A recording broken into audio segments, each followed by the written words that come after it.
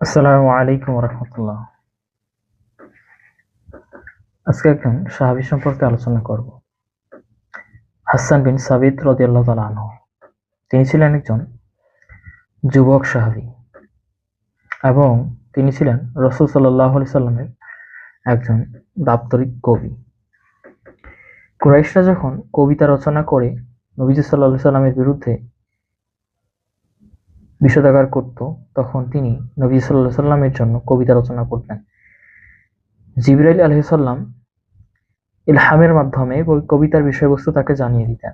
সাহাবীদের মধ্যে শুধু হাসান রাদিয়াল্লাহু তাআলা আনহু এর জন্য খাস একটা মিম্বার ছিল, যেখানে দাঁড়িয়ে তিনি নবী সাল্লাল্লাহু আলাইহি সাল্লামের জন্য ইসলামের পক্ষে কবিতা আবৃত্তি করতেন। বর্ণিত আছে ওমর রাদিয়াল্লাহু তাআলা আনহু এর শাসনামলে একবার তিনি হাসান রাদিয়াল্লাহু তাআলা আনহুকে মসজিদে কবিতা আবৃত্তি করতে শুনলেন। তিনি তখন একটি মোটা লাঠি নিয়ে হাসান রাদিয়াল্লাহু আনহুকে আঘাত করলেন।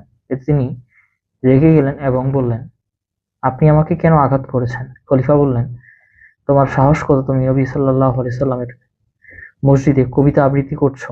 হাসান রাদিয়াল্লাহু তাআলা বললেন, আল্লাহর কসম, আমি এই মসজিদে তখন থেকে কবিতা আবৃত্তি করি যখন এখানে আপনার চেয়ে বহুগুণে উত্তম আরেকজন ছিলেন।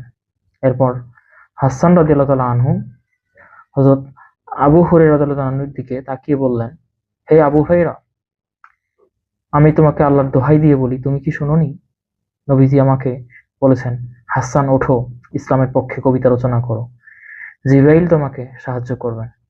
সহিহ ইবনে হিব্বান ৭১৪৭ ও শরহ মাআনিল আসার ২৯৮